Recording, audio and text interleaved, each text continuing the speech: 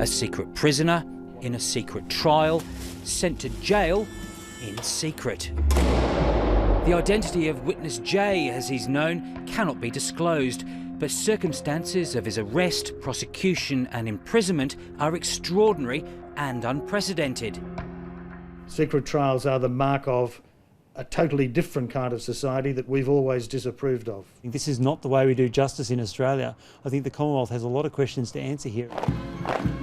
Witness J was a Duntroon graduate who served in East Timor and Afghanistan as a military intelligence officer.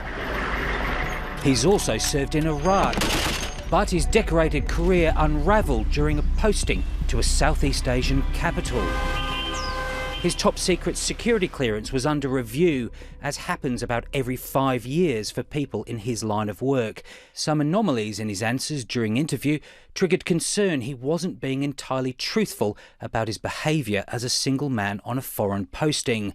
From his Asian base, witness J had by now become gripped by a mental health crisis, his condition heightened by anger at his employer's assessment he might be a compromise risk.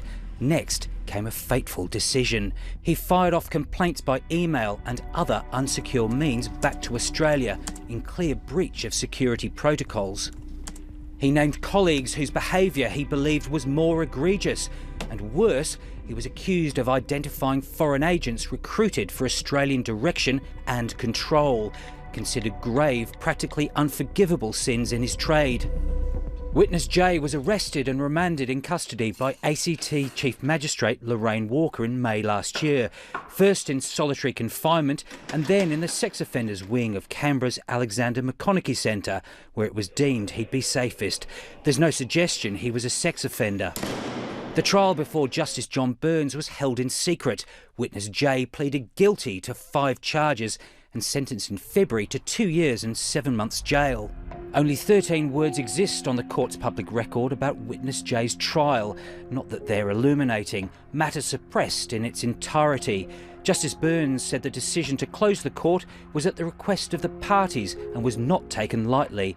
He acknowledged such orders were generally undesirable. The Attorney-General has said that the information is of a kind that could endanger the lives and safety of others. What we've seen here is a complete negation of the principles of open justice. Former Supreme Court Judge Anthony Wheely says his experience in terrorism trials in New South Wales shows there are ways to run sensitive cases and keep courts open. Of course they have to protect genuine national security issues, but they have to allow trials to be as open as possible, and this one certainly wasn't. There's no doubt the nature of witness J's crimes required delicate handling by the legal system and that some secrets must remain secret.